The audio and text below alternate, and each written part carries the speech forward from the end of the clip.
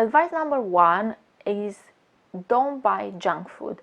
So if you want to eat healthy, stop buying and stop having junk food in your house, because if you're going to have it in your house, you're going to be tempted to eat it.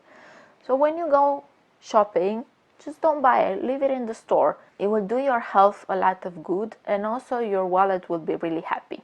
Advice number 2 is to have a well-organized kitchen.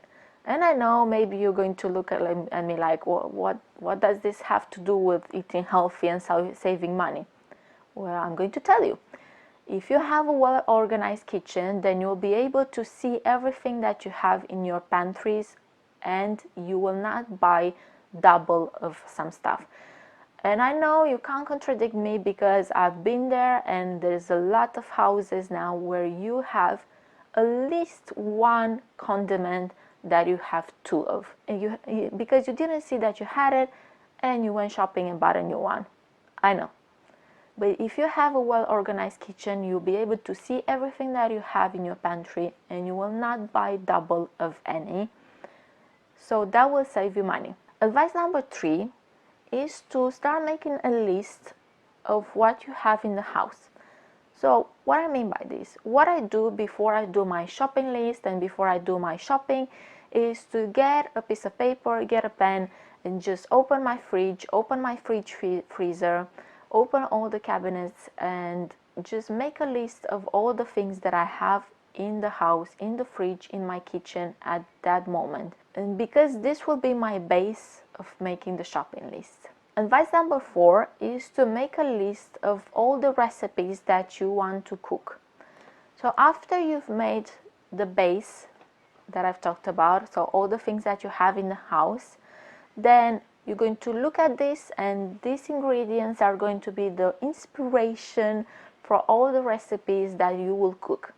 You will start with the ingredients that you already have, and look at some recipes, look up some recipes, or create some recipes, and you will note down the recipes that you want to eat, starting from breakfast, lunch, and ending with dinner.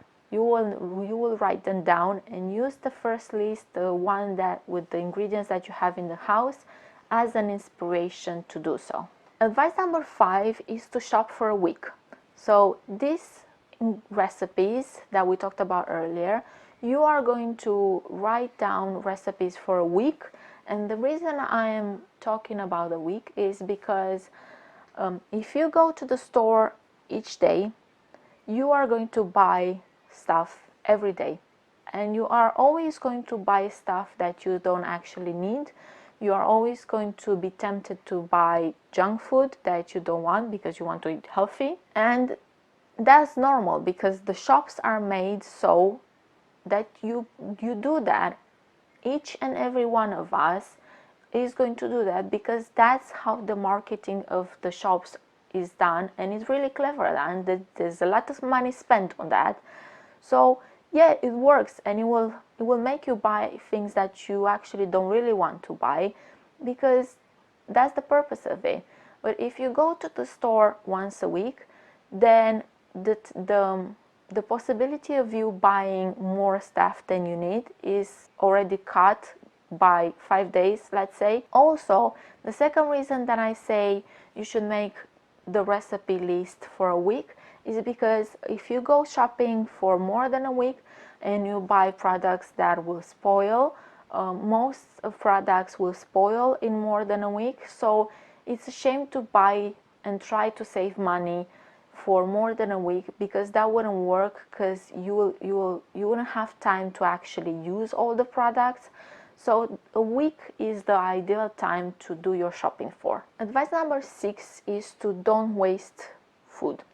So by doing a list of the ingredients that you already have in the house, you are already doing that, because you're not going to waste those products that you already have in your fridge. They're not going to go bad, because you are going to use them and going to use them as a base for your shopping list. Also, what I mean by don't waste food is, if you use a product, try to use it all the way, like try to use all of it. So I'm going to give an example. I do juicing, so I juice carrots and apples, And when you juice stuff, like a lot of the product, a lot of the carrot or the apple goes into the bin of the juicer, and that's actually some of the best part of the product, because that's the fiber of the carrot or that's the fiber of the apple. So what I do is I actually take that pulp and put it in a baggie and put it in a fridge, and put it in the fridge freezer. And then when I want to bake, I just bake a sponge and put this amazing fiber in the sponge and just bake it. And it's a bit like a carrot cake, but not really.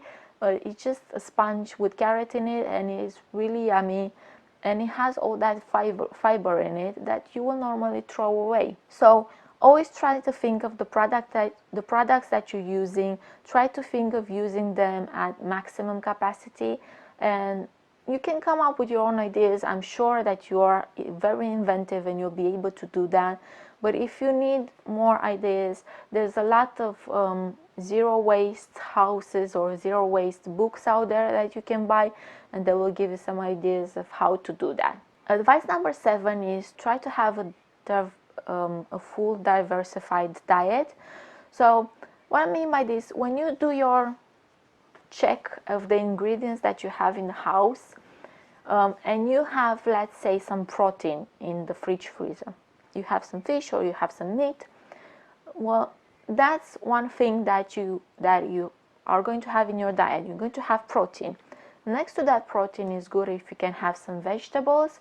So that's the ingredient that you are going to add to your shopping list. So you're going to add some broccoli, let's say, or some spinach or some kale.